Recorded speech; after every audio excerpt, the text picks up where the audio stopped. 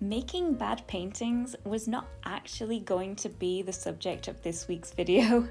In fact, I had a whole other theme planned before I happened to experience a really poor week in terms of painting success, or for want of a better description, lack of painting success.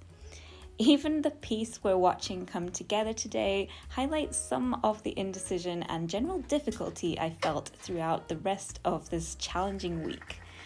And although it's definitely more successful than my earlier portrait attempts, you'll see how I wrestled with the background, I struggled to stick to a plan, and I reworked and repainted these little mousy subjects multiple times. As a self-taught artist, I feel there is definitely a tendency to fall into this trap of wanting every single painting I take on to somehow be an improvement on the last. And there's sometimes this sense of urgency to progress and a feeling that I really ought to be getting noticeably better every time I sit down to paint, which is not always the case.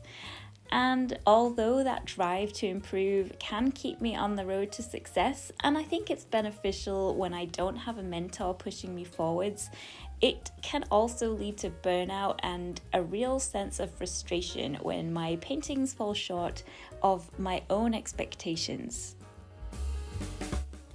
I don't think I'm alone when it comes to making a painting that I'm really not happy with. Not every painting will turn out to be a masterpiece, and bad paintings, I'm pretty sure, are something which every artist has a little bit of experience with, even if we might not always want to admit it. My art, for example, is a collection of pieces, some of which I'm really pleased with and can see great potential in, and those paintings will always be the ones that are shared on social media. And then another set, less well-traveled, and those are a source of huge disappointment and incredible frustration. And I've come to the conclusion that it's okay for paintings to fail sometimes.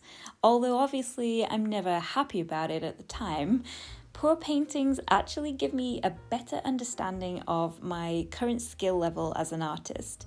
And they can pinpoint weaker areas, which in turn helps me to understand what I need to be working on next. While I've been working on this video, I decided to take a little bit of time to think about exactly why my paintings seemed like such hard work this week, and why they just didn't turn out the way I had planned. The paintings I tried this week before making this one were 3 self-portraits. Now, portraits of people are an area in which I don't have a huge amount of experience in. I've done a couple of commissions, I've worked on some portrait practice before, but I definitely have more experience with painting pets than I do with painting people. You can see an earlier video I made a couple of months ago on how I was trying to practice self-portraits, so if that's something you're interested in, I shall leave a link. So I started analysing my failed attempts this week, and I came to the conclusion that they were unsuccessful for a number of reasons. So let's discuss what those reasons might be.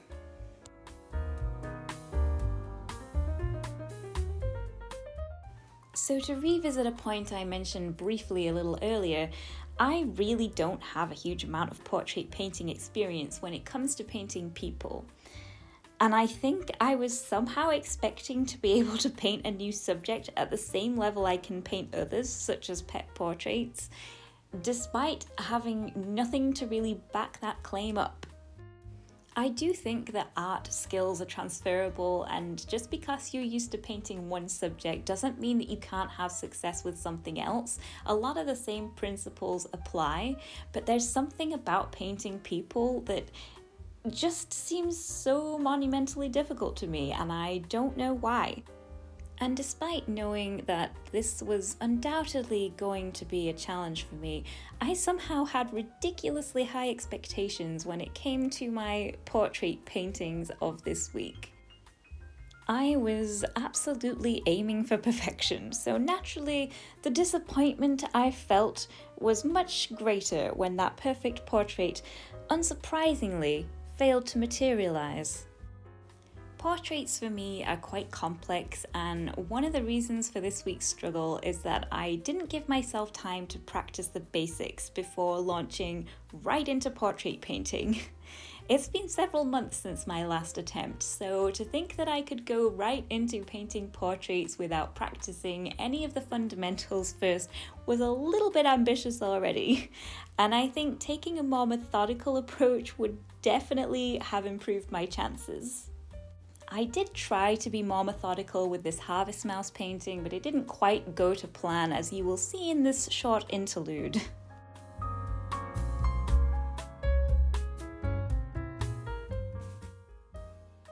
So I'm taking a short break from my painting while I have a cup of tea, another one.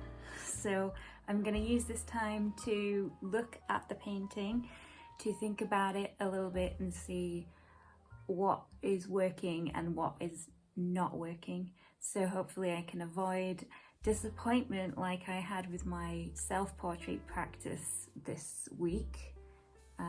I've gone a little bit further than I thought I would. I thought I would just do this all alla prima and do it one step at a time, and I haven't done that. So although I did plan this painting a little better, I'm still not following the plan. So I'm going to just take a look at it and see if the lighting is working and if the contrast is okay. Do all the values look about right? And once I know I've got that right, I'm gonna go back over it with the final layer of paint. I might change the colour of the background. I don't know how to describe this, but I feel like it looks old-fashioned.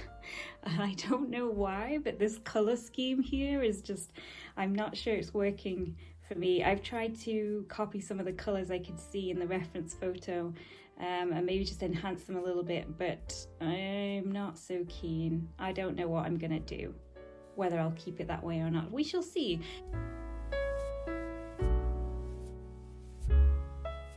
So moving on, after that short interruption, we'll get back to the regularly scheduled content of making bad paintings and why they didn't turn out to be so successful.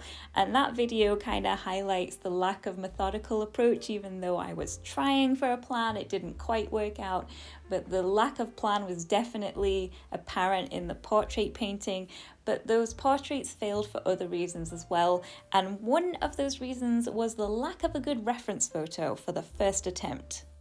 Now this comes despite the fact that my last video on YouTube was all about finding a great reference photo for your pet portraits and what to avoid. If you would like to see that video and see all of the points that I ignored myself and decided to just completely bypass in my portrait painting practice, then I will leave a link so you can check that out. But for the painting that I was trying to do, I was working from a photo that I knew was going to be difficult, and yet I decided to do it anyway. Now, before you ask, there is a reason I chose an unsuitable reference photo, and that's because I really like this photo, and one day I hope to be able to paint it and do it justice. I've made several attempts before, and they have all turned out pretty terrible.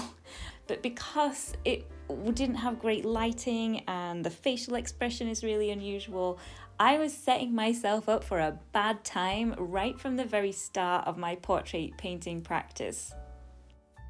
For my next attempt, I decided to work from life, which is something that I don't really have any experience in. So this naturally made the situation much more difficult and added an extra layer of complexity on top of something that I was already struggling with.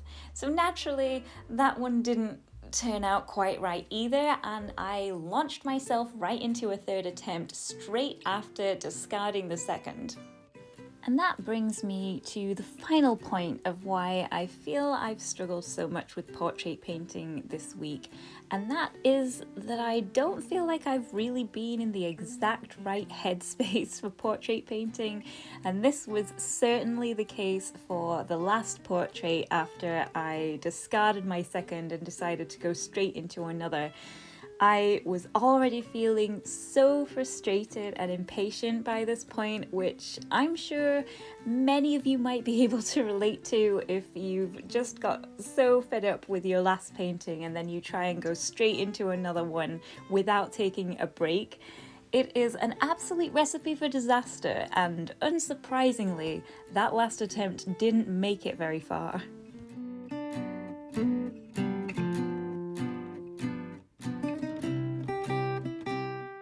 I think understanding what went wrong is absolutely the first step in turning around a run of bad paintings like this. Without this step, it would be so easy for me to fall in the trap of just being really hard on myself and disappointed in my efforts. But trying to look at this logically has given me a sense of direction and a little bit of perspective, which is always good.